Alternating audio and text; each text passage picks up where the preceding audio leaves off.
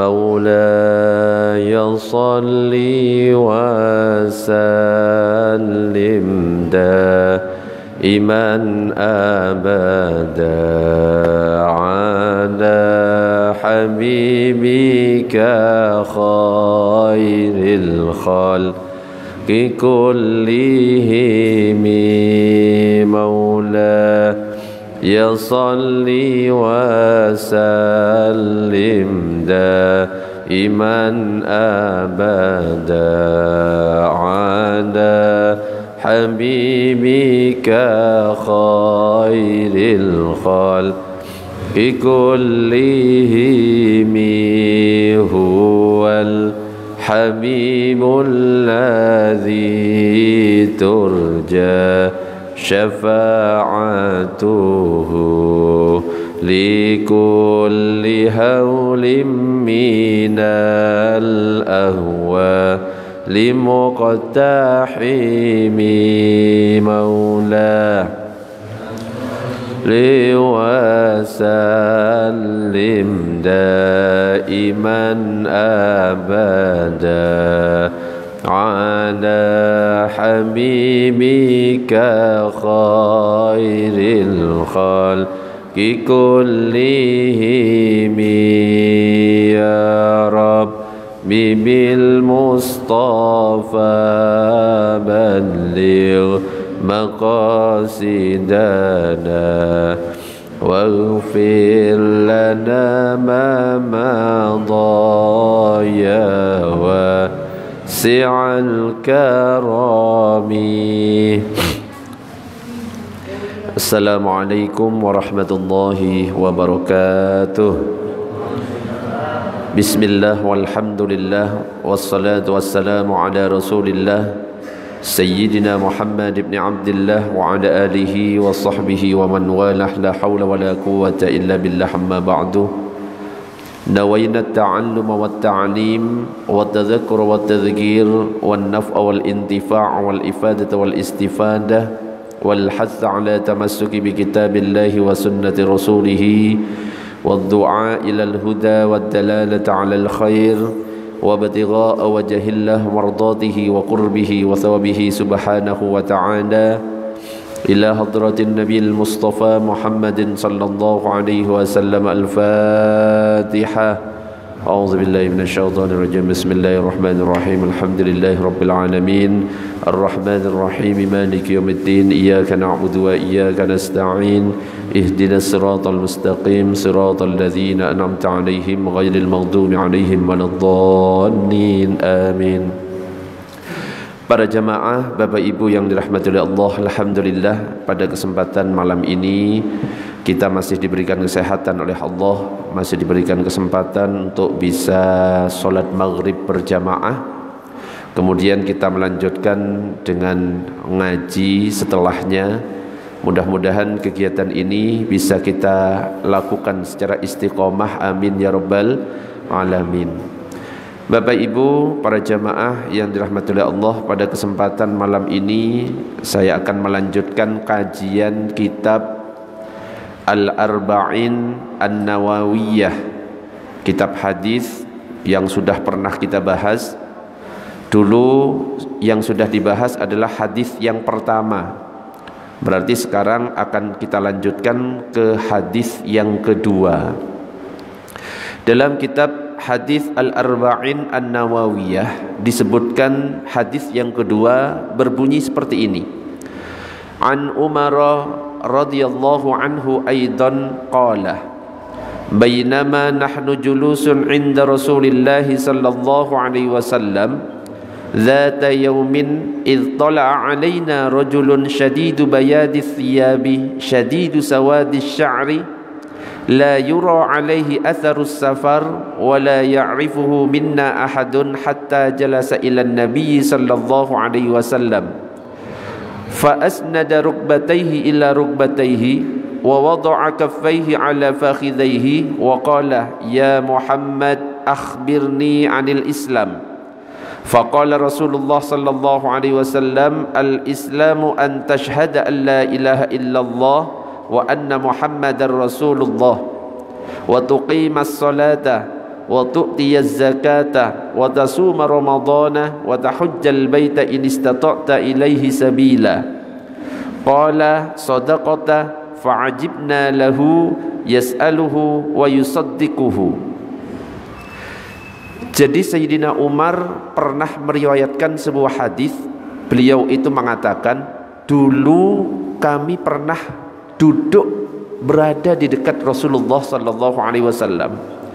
Tiba-tiba datang seorang laki-laki, pakaiannya sangat putih, rambutnya sangat hitam, dan tidak tampak kepadanya itu bekas-bekas melakukan perjalanan. Tetapi di antara yang duduk di situ, para sahabat gak ada yang kenal orang ini siapa. Kemudian tiba-tiba datang kepada Nabi, tiba-tiba lututnya disandarkan kepada lutut Nabi dan tangannya diletakkan di pahanya Nabi. Kemudian dia berkata kepada Rasulullah sallallahu alaihi wasallam, "Ya Muhammad, hei Muhammad, akhbirni anil Islam. Kabarkan kepadaku tentang Islam," kata orang laki-laki yang tidak dikenal ini. Faqala Rasulullah sallallahu alaihi wasallam, maka Rasulullah kemudian menjawab, "Al-Islamu, Islam itu," kata Rasulullah, "an tashhada an la ilaha illallah wa anna Muhammadar Rasulullah." Islam itu, kata Rasulullah, apabila kamu bersaksi bahwa tidak ada Tuhan yang berhak disembah selain Allah, dan kamu bersaksi bahwa Nabi Muhammad itu utusan Allah, wa tuqimas shalah, dan mendirikan salat, wa tu'tiyaz zakah, menunaikan zakat, wa tasuma Ramadan, kemudian kamu berpuasa di bulan Ramadan, wa tahujjal baita in istata'ta ilaihi sabila, kemudian haji ke Baitullah jika kamu mampu bepergian kepadanya. Kemudian setelah Rasulullah menjawab seperti ini, laki-laki yang tidak dikenal yang bertanya kepada Rasulullah tentang Islam kemudian berkata, "Kamu benar." Sehingga menyebabkan orang-orang yang berada di situ, termasuk Sayyidina Umar, itu merasa heran, merasa kagum. Loh, ya apa sih? Dia nanya kemudian membenarkan apa yang ditanyakan. Berarti sebenarnya dia tahu. Nah, hadis ini baru sebagian, sebenarnya panjang lagi. Ada Islam, ada iman, ada ihsan, dan panjang. Cuma ini masih saya potong, saya perlu jelaskan terlebih dahulu. Jadi hadis ini sering disebut dengan istilah hadis Jibril. Kenapa kok disebut sebagai hadis Jibril? Karena ternyata laki-laki yang pakai baju putih, hitam rambutnya, yang tidak dikenal ini adalah Jibril yang menyerupai manusia, yang datang kepada Rasulullah bertanya tentang Islam, iman, ihsan. Tujuannya sebenarnya untuk ngajari orang-orang yang ada di situ, ngajari sahabat-sahabat supaya ngerti, oh ternyata Islam ini definisinya seperti ini, iman ini definisinya seperti ini, ihsan ini definisinya seperti ini. Dan hadis ini juga menjadi dalil bahwa ketika kita mau belajar agama Islam di hadapan seorang guru dan dicontohkan malaikat Jibril menyerupai seseorang kemudian duduk di depannya guru, ini petunjuk bagi kita harus pakai adab. Di antara adabnya apa? Penampilan harus bersih. Kalau mau ngaji, ya jangan pakai pakaian seadanya. Kalau bisa pakai pakaian yang paling bersih. Karena kalau kita ngumpul di majelis ilmu, ini kata Rasulullah termasuk taman-tamannya surga. Rasulullah pernah berkata, "Idza marartum biryadil jannah farta'u." Apabila kalian melewati taman-taman surga, maka gabung di tempat itu. Cari manfaat, cari faedah, cari ilmu. Sahabat nanya, "Apa itu taman-taman surga?" Rasulullah menjawab, "Khilaquz zikri wa fi riwayatin majalisul ilmi." Majlis-majlis zikir, majlis-majlis ilmu, itu adalah taman-taman surga. Mudah-mudahan kita yang duduk di sini, yang kumpul di taman-taman surga, menjadi muqaddimah nanti kumpulnya kita di surga. Amin ya rabbal alamin.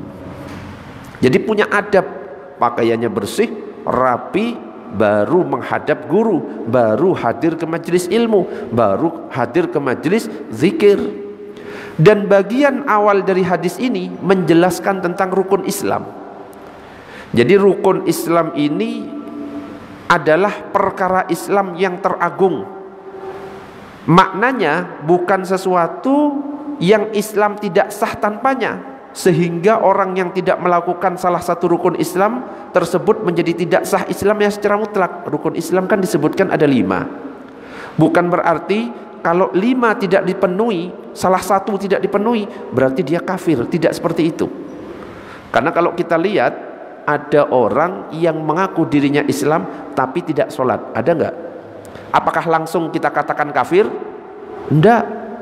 Kalau misalkan orang yang tidak sholat langsung kita katakan kafir, berapa banyak orang yang murtad gara-gara dia tidak sholat?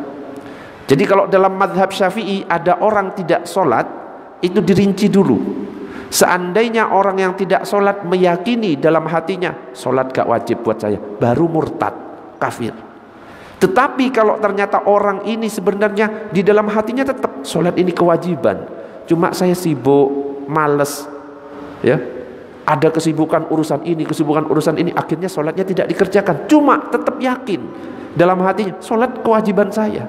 Nah, itu tidak murtad, tidak kafir, tapi statusnya fasik, artinya pelaku dosa besar.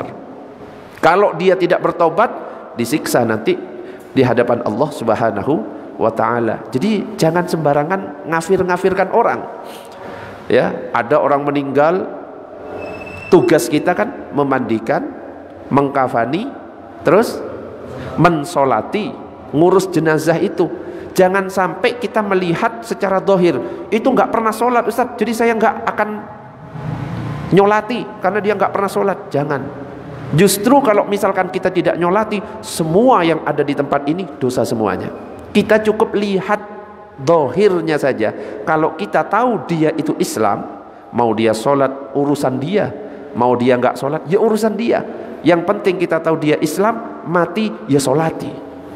Ya, makanya tidak benar ketika ada dulu ya di zaman politik ada masjid ini tidak mensolati orang munafik. Pernah nggak? Ya, emangnya kita tahu yang munafik itu yang seperti apa? Jangan-jangan kita yang termasuk munafik. Orang munafik salah satu cirinya berbicara bohong, dikasih amanah gak bisa dipercaya, gak mau sholat berjamaah, itu munafik. Masuk enggak kira-kira kita? Seandainya pas benar-benar ditulis seperti itu, jangan-jangan kita yang gak bisa disolati di tempat itu. Makanya hati-hati, nuduh kafir, nuduh munafik, nuduh sesat kepada orang lain, hati-hati. Lebih baik kita husnudzon. Mungkin saja ya ketika orang lain itu melakukan yang beda dengan kita, mungkin saja dia punya dalil, punya rujukan, cuma kita nggak tahu, gitu saja. Allahumma sholli ala sayyidina Muhammad. Nah, kalau ajaran ahli sunnah wal jamaah nggak mudah ngafir-ngafirkan. Banyak sekarang. Banyak nggak? Pernah nggak? Dikit-dikit bilang sesat, dikit-dikit bilang kafir. Pernah nggak? Dikit-dikit dituduh syirik. Orang ziarah kubur dibilang syirik. Dianggap kalau kita ziarah kubur minta ke kuburan. Kira-kira kita kalau ziarah kubur minta ke kuburan enggak? Enggak. Apa yang kita lakukan? Doa, mendoakan. Tapi apa? Fitnahnya kita dianggap minta-minta ke kuburan. Banyak akhirnya dikatakan sesat dan lain sebagainya, nganggep dirinya paling benar. Itu bukan ajaran ahli sunnah wal jamaah. Salah satu kelompok yang kasar, yang keras, yaitu khawarij, mudah mengkafirkan setiap orang berdosa. Melakukan dosa kafir, melakukan dosa kafir, dikit-dikit kafir. Nah, itu tidak boleh kita lakukan. Jadi yang pertama, rukun Islam dalam hadis ini disebutkan ada 5. Yang pertama dari rukun Islam adalah membaca 2 kalimat syahadat. Dan kalimat syahadat ini adalah pintu Islam. Kalau ada orang kafir pingin masuk ke agama Islam, wajib dia mengucapkan kalimat syahadat. Asyhadu an la ilaha illallah wa asyhadu anna muhammadar rasulullah. Baru dia masuk Islam. Tapi kalau orang Islam yang lahir dari orang tuanya sudah Islam, ya, punya orang tua Islam, lahir bayinya, syahadatnya nggak perlu seperti ketika orang kafir pengen masuk orang Islam. Enggak, tapi syahadatnya ada ketika dia sholat saat tasyahud akhir. Di situ disebutkan asyhadu an la ilaha illallah wa asyhadu anna muhammadar rasulullah. Beda antara tasyahud awal dan tasyahud akhir. Kalau tasyahud awal itu hukumnya apa? Tasyahud awal hukumnya sunnah. Kalau tasyahud akhir hukumnya wajib. Tapi tasahud awal ini sunnahnya sunnah ab'ad.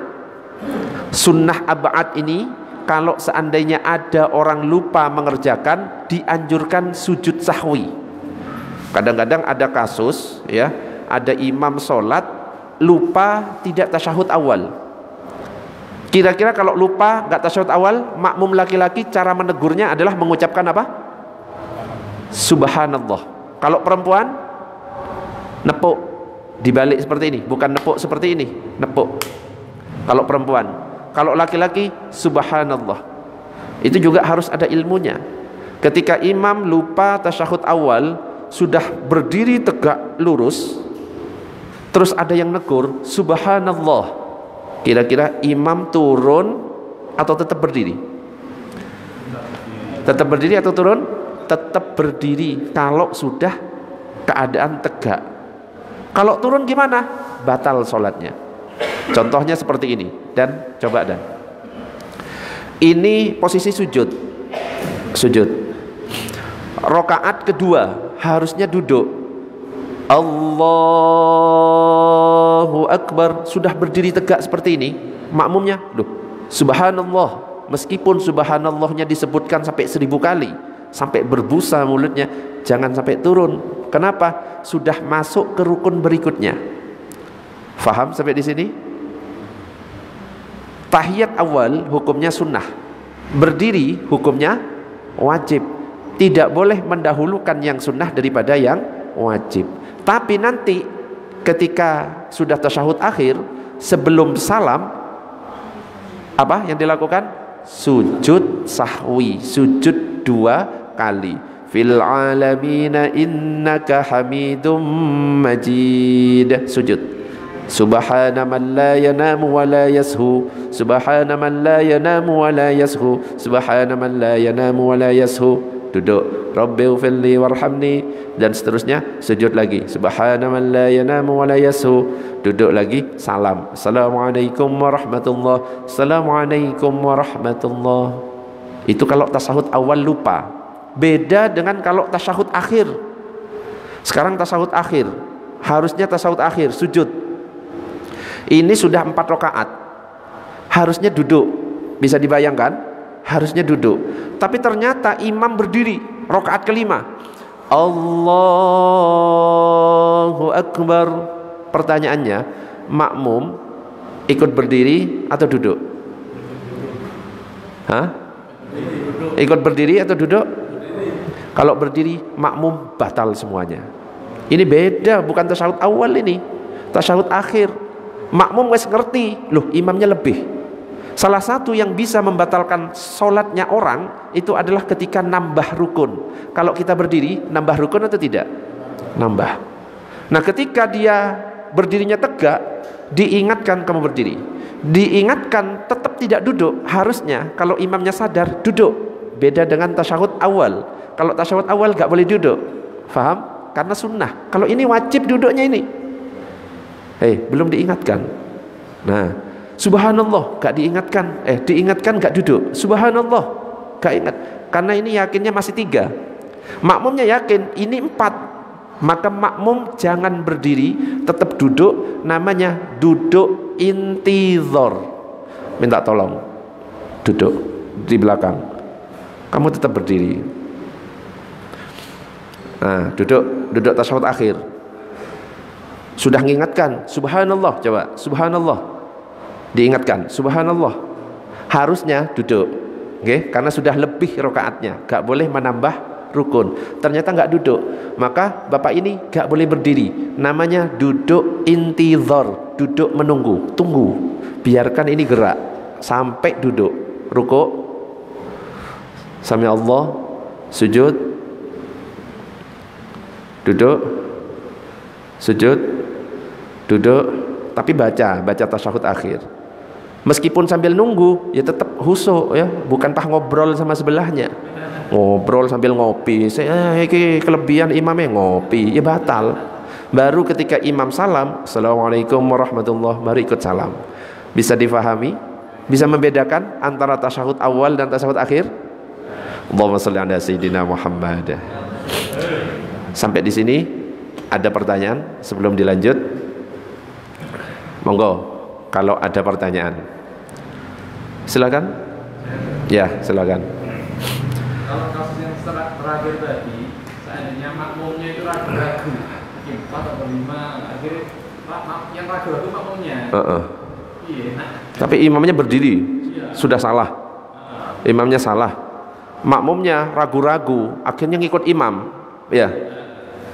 Tapi sebelahnya duduk langsung.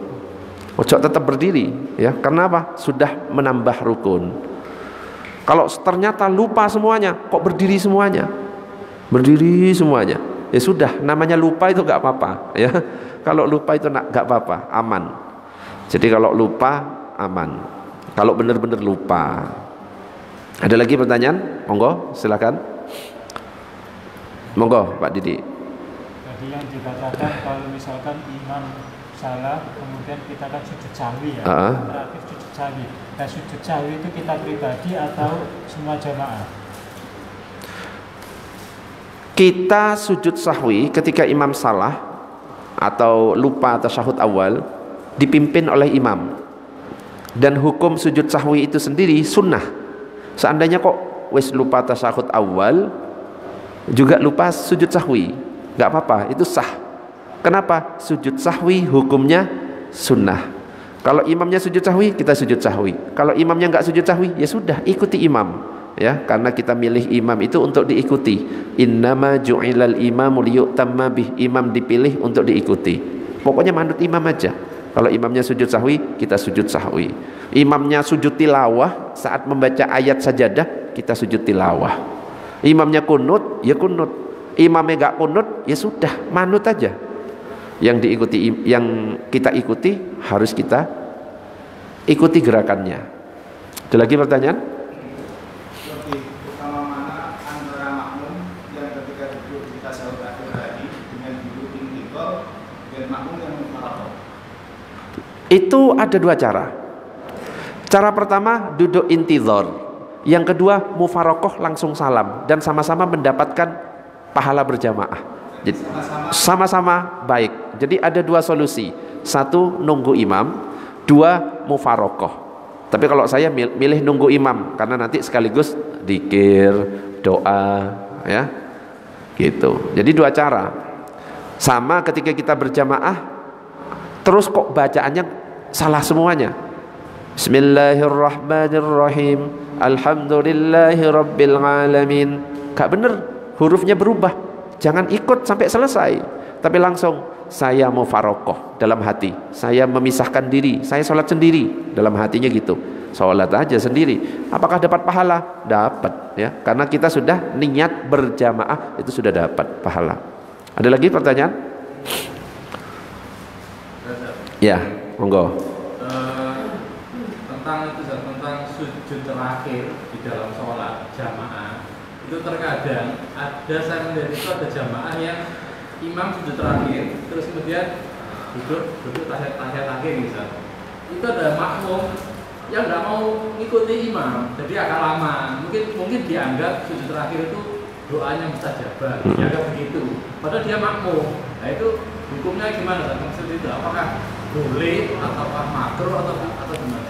Makruh, jadi gak baik. Kalau imam sujudnya sebentar, ngikuti sebentar, ya, nggak usah sok-sok ahli ibadah.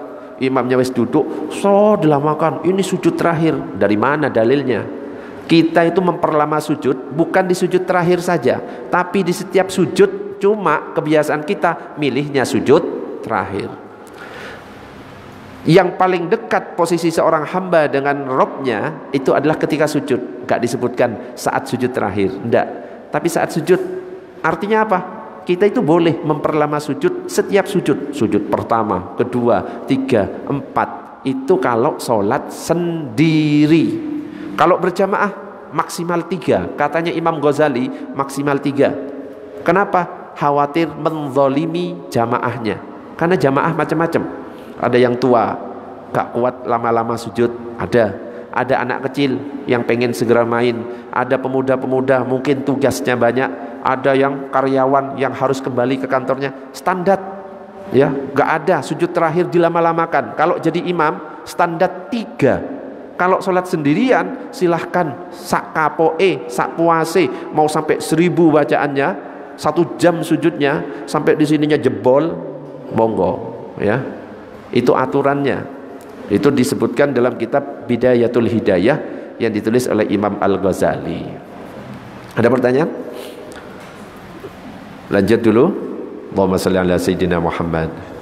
Jadi kalau orang kafir pengen masuk Islam, syahadat. Kalau orang Islam lahir dari orang tua yang muslim, syahadatnya itu ketika sholat saat tasyahud akhir. Dan makna syahadat yang pertama, asyhadu an la ilaha illallah, itu maknanya aku mengetahui, meyakini, mengakui dengan lisan bahwa tidak ada yang berhak disembah selain Allah. Sedangkan syahadat kedua, wa anna Muhammadar Rasulullah, artinya aku mengetahui, meyakini, mengakui dengan lisan bahwa Muhammad itu adalah hamba Allah dan utusan Allah. Allahumma shalli ala sayyidina Muhammad. Termasuk kita bersyahadat yang syahadat kedua, bersaksi akan kenabian Muhammad, itu kita membenarkan apa yang disampaikan oleh Rasulullah tentang hari akhir ya, hadis-hadis Nabi, tentang hari kiamat nanti seperti apa, tentang yang halal dan haram, harus kita benarkan. Itu termasuk syahadat yang kedua tadi. Itu yang pertama. Jadi yang pertama rukun Islam syahadat. Yang kedua melaksanakan sholat. Rukun Islam yang kedua melaksanakan sholat. Sholat itu jumlah awalnya berapa waktu? 50 waktu. Ketika Nabi Isra Mi'raj dari Masjidil Haram ke Masjidil Aqsa, dari Masjidil Aqsa ke Sidratul Muntaha, dapat perintah sholat 50 waktu. Nabi langsung sami'na wa ata'na, siap. Gak pakai protes. Kalau Nabi pulang di tengah perjalanan ditanya sama Nabi Musa, dapat apa? Perintah sholat 50 waktu. Coba seandainya gak ketemu Nabi Musa, berarti kita harus sholat berapa? 50 waktu. Bayangkan kalau 50 waktu, kira-kira setengah jam sekali azan, setengah jam azan, setengah jam azan. Mampu gak kita? Gak mampu. Untungnya dinasehati oleh Nabi Musa. Nabi Muhammad itu lebih mulia daripada Nabi Musa. Di sini ada pelajaran bahwa meskipun yang memberikan nasihat itu orang yang di bawah, tidak lebih mulia, kita harus dengarkan.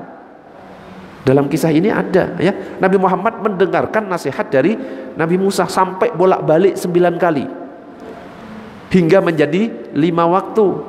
Dan akhirnya diwajibkan kepada kita sholat duhur, asar, maghrib, isya, subuh. Duhur, asar dibaca sir, maghrib, isya, subuh bacanya jahar. Kenapa kira-kira alasannya? Kenapa? Kok enggak jahar semuanya? Bismillahirrahmanirrahim. Duhur, asar, kenapa kok sir? Kenapa? 2 alasannya. Yang pertama, ada hadis yang berbunyi sallu kama raaitumuni usolli, salatlah kamu sebagaimana kamu melihat aku salat. Nabi salatnya seperti itu, ya wis manut. Yang kedua, dalam kitab Kashifatus Saja, Syarah Safinatun Najah yang ditulis oleh Syekh Nawawi Al-Bantani, diceritakan dulu di waktu siang hari Rasulullah itu dikejar-kejar oleh orang kafir, pengen dibunuh. Makanya ketika duhur asar, di saat orang-orang kafir lagi sibuk nyari Rasulullah, sholatnya dipelankan, khawatir terdengar suaranya. Sedangkan kalau malam hari orang kafir itu istirahat, gak mencari Rasulullah, tidur istirahat. Makanya maghrib, isya, subuh di waktu orang kafir itu tidur, dikeraskan suaranya. Itu dalam kitab Kashifatus Saja.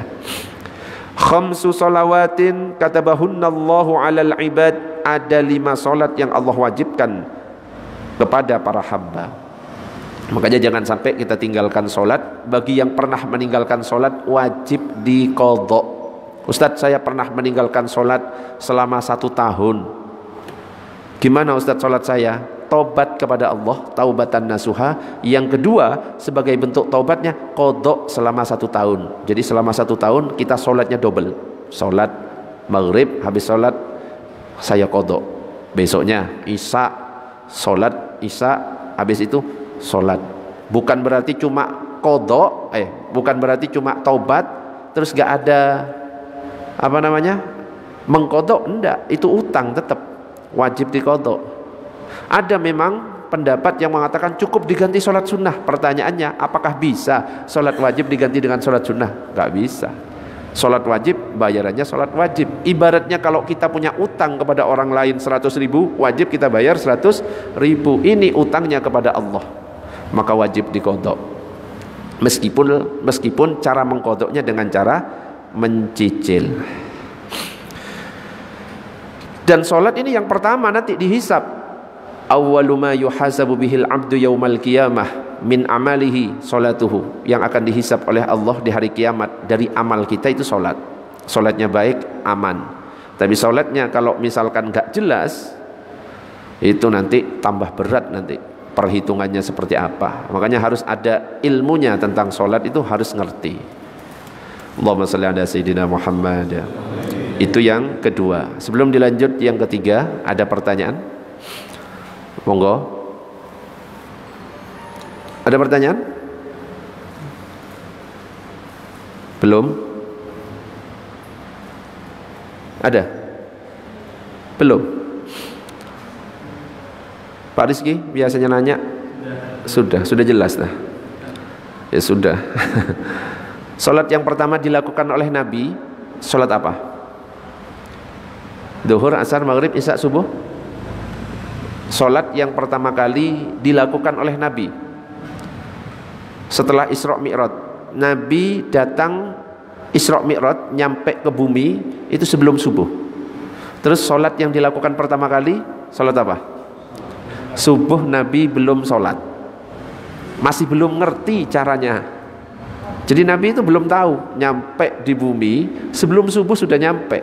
Makanya di sebagian malam sudah nyampe, Nabi gak ngerti ya apa cara sholatnya. Baru setelah malaikat Jibril datang, diajarkan cara sholat. Ada rukuknya, ada sujudnya, ada tasyahudnya. Makanya sholat yang pertama dilakukan duhur, setelah diajarkan oleh malaikat Jibril. Sayyidina Ali bertanya, loh kok sholatnya beda, gak kayak biasanya? Sebelum ada sholat 5 waktu, sholatnya Nabi itu qiyamul lail, sholat malam. Ya, makanya dalam surat Al-Muzammil itu disebutkan, ya ayyuhal muzammil qumil laila illa qalila. Disuruh sholat malam, awalnya sholat malam. Ada pendapat yang lain mengatakan sholatnya Nabi sebelum Isra Mi'raj itu sholat di pagi hari dan sore hari. Tapi sholatnya nggak seperti kita, berdiri sujud. Baru setelah diajari oleh malaikat Jibril, ada sujud, rukuk dan seterusnya, baru seperti yang kita lakukan sekarang ini. Jadi duhur yang pertama. Makanya harus ngerti nanti cara niatnya itu gimana. Pernah saya bahas, tapi dulu ya sudah lupa mungkin ya. Yang hadir itu cuma 5 orang. Kau nok jamaah. Jadi saya itu cerita sendiri. Sekarang banyak. Cara takbirnya gimana, cara rukuknya gimana, sujudnya gimana, tasyahudnya gimana, ketika tasyahud ini gerak atau tidak, kapan salam itu gimana caranya, menolehnya itu pas ucapan apa, harus ngerti. Nggak asal noleh, enggak, ada aturannya. Assalamualaikum itu masih ngadep, assalamualaikum baru noleh, warahmatullah balik lagi, assalamualaikum warahmatullah. Harus ngerti mana yang rukun qauli, rukun fi'li, rukun qalbi. Itu tentang salat. Allahumma shalli ala sayyidina Muhammad. Yang ketiga adalah menunaikan zakat. Jadi zakat ini wajib bagi orang yang memiliki harta zakawi yang telah mencapai nisab. Kalau Ramadan ada zakat fitrah, harus benar. Jangan sampai kita membenarkan sebuah kebiasaan yang salah karena sudah turun-temurun dilakukan oleh pendahulunya, akhirnya dianggap benar. Jangan. Tapi harus membiasakan yang benar. Kalau salah, katakan salah, ubah ke yang benar. Seperti zakat misalkan, kita penyalurannya harus benar itu. Karena kalau salah dalam penyaluran, bisa-bisa tidak sah zakatnya. Panitia, kalau di sini statusnya panitia apa amil? Panitia beda dengan amil. Kalau amil zakat berhak menerima zakat, tapi kalau panitia tidak berhak sedikit pun menerima zakat. Di sini amil apa panitia? Pak Didik. Panitia. Kalau amil pasti dapat surat tugas, ya, dari pemerintah. Bisa kerjasama dengan lazisnu, nanti ada surat tugasnya, atau lazismu, atau apa? Badan amil zakat, itu nanti ada surat tugas. Ya, Basnas ada surat tugas. Ini sebagai amil. Nah, berarti itu sudah berstatus sebagai amil syar'i. Nah, kalau amil syar'i, beras yang diterima itu boleh dicampur. Paham maksudnya? Dicampur semua, campur, terus kita takar, dikasih dengan kresek Masjid Nurul Hidayah, boleh. Tapi kalau panitia gak boleh mencampur itu. Khawatir apa? Ketika kita campur, kita membagikan kembali lagi kepada orang yang berzakat, itu jadi tidak sah. Itu harus nanti dibahas saat mau apa? Ya, mau kegiatan zakat. Dan harus diberikan kepada 8 orang. Innamas shadaqatu lil fuqara'i wal masakin wal 'amilina 'alaiha wal mu'allafati qulubuhum wa fir riqabi wal gharimina wa fi sabilillahi wa banis sabil faridatan minallah. Zakat itu hanya untuk orang fakir, miskin, amil, mu'allaf, riqab, budak, gharim, sabilillah, ibnu sabil. Cuma 8 orang. Ada orang zakat, ini untuk zakat untuk pembangunan masjid, boleh banda? Zakat untuk pembangunan, infak sedekah untuk pembangunan masjid, boleh. Tapi kalau zakat cukup untuk 8, ya, meskipun zakat mal, ini zakat mal untuk pembangunan masjid, tolak. Loh, gak boleh kalau untuk pembangunan masjid. Kalau infak boleh. Zakat cuma untuk 8. Nah, itu nanti harus faham juga. Allahumma shalli ala sayyidina Muhammad. Ada yang mau ditanyakan sebelum dilanjut? Tentang sholat dan zakat. Monggo. Ya. Kalau sholatnya zaman sebelum Nabi Muhammad itu gimana? Sholat sebelum zaman Nabi Muhammad. Para nabi sholat apa enggak? Nabi-nabi sebelum Nabi Muhammad sholat apa enggak? Enggak tahu. Ya sholat. Contohnya apa? Nabi Ibrahim. Makanya ada doa, Rabbi ja'alni muqimas sholati wa min dzurriyyati. Jadikan aku orang yang istiqomah mendirikan sholat dan keturunanku. Berarti sholat enggak? Sholat. Cuma sholatnya beda dengan sholatnya Rasulullah. Ruku enggak. Kalau dulu itu ada yang berdiri sujud, ada yang sujud aja, ada yang berdiri saja. Ya tergantung syariatnya. Ya kita nggak perlu mempelajari syariat nabi-nabi sebelumnya, ya. Gak perlu. Intinya ada yang rukuk, ada yang berdiri terus sujud. Ya wes. Beda dengan sholat kita. Intinya sholat, agamanya semuanya Islam. Semuanya Islam, dari Nabi Adam sampai Nabi Muhammad. Jumlah nabi dan rasul berapa? Berapa? Hah? Nabi dan rasul 124.000. Jumlah nabi dan rasul semuanya 124.000. Di antara 124.000 ada rasul 313 rasul. Di antara 313 rasul ada yang wajib diketahui 25 rasul. Di antara 25 rasul ada 5 nabi pilihan karena kesabarannya, nabi ulul azmi. Nabi Nuh, Ibrahim, Musa, Isa, Muhammad. Di antara 5 nabi yang paling afdol semuanya adalah pemimpin para nabi, Sayyidul Anbiya wal Mursalin, yaitu Rasulullah sallallahu alaihi wasallam. Itu nanti akan dibahas saat rukun iman. Sekarang masih rukun Islam. Ada pertanyaan? Monggo. Ada? Belum? Lanjut. Yang keempat adalah melaksanakan puasa. Jadi puasa itu diwajibkan atas setiap muslim, puasa Ramadan. Ya ayyuhalladzina amanu kutiba alaikumus siyamu kama kutiba alal ladzina min qablikum la'allakum tattaqun. Hai orang-orang yang beriman, diwajibkan atas kalian berpuasa sebagaimana diwajibkan atas orang-orang sebelum kalian agar kalian bertakwa. Wajib puasa Ramadan itu. Harus ngerti yang bisa membatalkan puasa itu apa. Misalkan urat-urat kuping misalkan, pakai cotton bud, boleh enggak saat kita puasa? Pakai cotton bud, ngurek-ngurek kuping, boleh enggak? Boleh, tapi batal puasanya. Ngurek-ngurek kuping saat puasa batal. Yang tidak membatalkan itu kalau kita memasukkan seukuran kelingking kita. Seukuran kelingking ketika dimasukkan itu batas, gak boleh melebihi. Kalau pakai cotton bud lebih gak? Lebih dalam apa enggak? Lebih dalam, itu yang membatalkan. Paham? Jadi batasnya, kalau pengen tahu dalamnya sampai mana ketika kita urek-urek kuping, telinga kita masuki dengan kelingking. Wes batasnya itu, gak boleh lebih dalam dari kelingking ketika dimasukkan. Kalau pakai cotton bud itu lebih dalam, batal. Itu nanti dibahas saat fikih puasa. Ngopil misalnya, boleh enggak? Ngopil sama batasnya dengan ini, kita masukkan ukurannya sampai mana. Itu batas tidak batal, itu batasnya kelingking.